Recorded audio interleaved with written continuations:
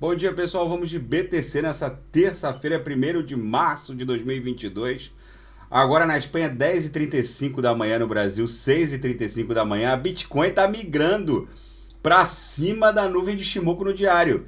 Vocês vejam que a linha superior da nuvem de Shimoku no diário está em 42.627. A Bitcoin agora está em 43.288. A nossa resistência mais imediata vai ser a linha superior aqui da banda de VWAP mensal. Como a VWAP mensal virou, porque houve a virada do mês, agora a VWAP mensal ela está fixada aqui, na altura de 43 mil dólares.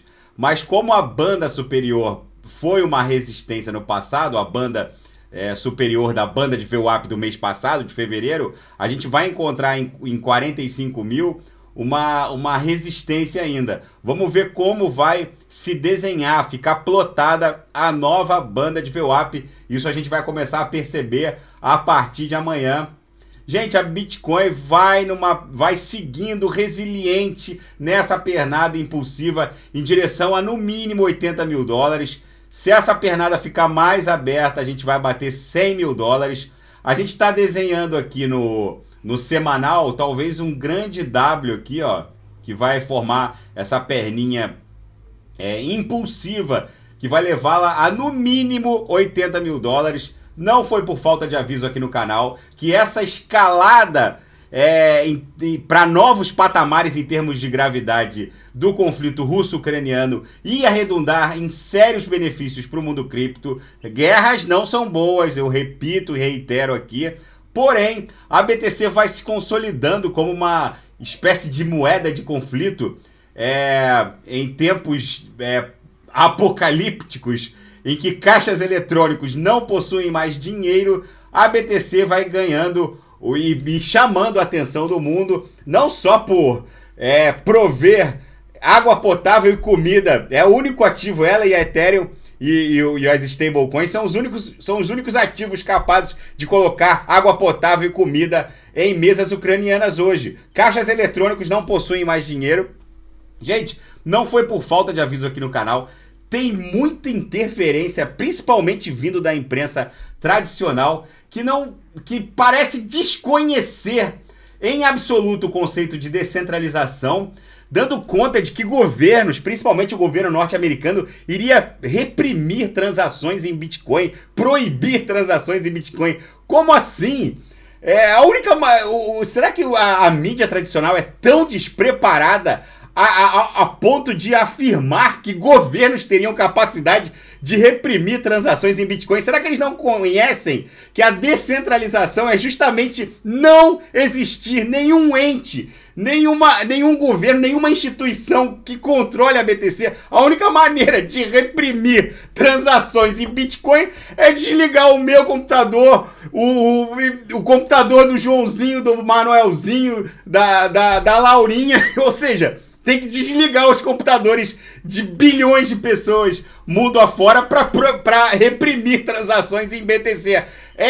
Não é só a mídia brasileira que se reporta a tecnologia blockchain de uma maneira absolutamente despreparada, mas a própria mídia tradicional internacional, eu já li no New York Times também articulistas que parecem desconhecer o conceito de descentralização e tratar essa possibilidade como factível de governos reprimirem transações em Bitcoin.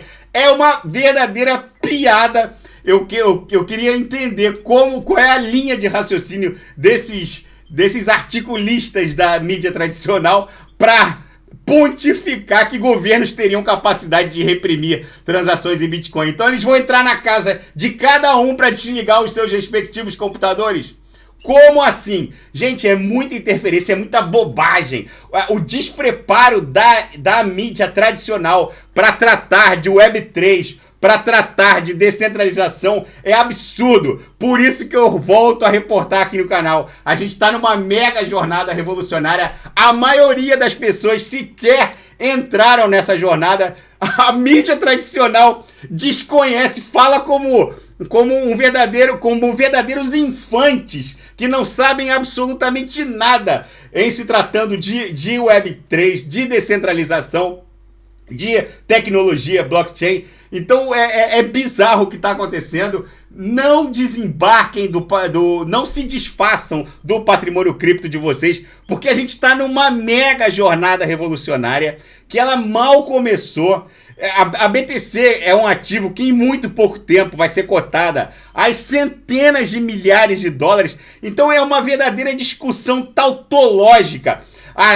Saber se eu devo comprar a 31, vender a 38, comprar a 41. Se isso aqui vai valer centenas de milhares de dólares, vai valer $1 milhão entre 2026 e 2027. É ridícula essa discussão. E saber se eu devo comprar a 41, a 33, a 38 ou 49. É simplesmente, na minha leitura, em última análise, que quem vai decidir embarcar ou desembarcar do mundo cripto são vocês, mas na minha leitura é uma discussão absolutamente tautológica, aliada a essa interferência completamente bizarra e ignorante da mídia tradicional. Tudo isso é um coquetel perfeito para levar a BTC a, no mínimo, $80 mil nessa pernada agora, que vai ser a estocada final da onda 3 do semanal. E a BTC segue resiliente em direção a $1 milhão. O que vai acontecer entre 2026 e 2027? Eu gosto de reportar o target de $1 milhão porque os céticos ficam loucos enchendo a minha caixa de mensagem e eu acabo me divertindo. Tá bom, pessoal? Fica esse registro da BTC que segue agora migrando para parte superior da nuvem de Shimoku. A gente deve encontrar alguma dificuldade nesses dois topos aqui, ó, que impuseram essas duas corretivas. Esse topo aqui em 45 mil, a gente fez esse topo em 45.821 em 10 de fevereiro, e esse topozinho aqui de 16 de fevereiro, que levou a BTC para 44.700, justamente porque estão na memória do mercado como tendo impostas essas duas corretivas aqui brutais. Tá bom, pessoal? Fica esse registro da BTC. Olha, na projeção, a nebulosidade da nuvem de Shimoku já ficou esverdeada. Isso é muito bom. Algumas altcoins estão literalmente colocando as manguinhas de fora. Daqui a pouco eu volto com ADA, XRP, Shiba Inu. E quem quiser sugerir alguma análise, é só colocar nas mensagens abaixo. Grande abraço, até daqui a pouco.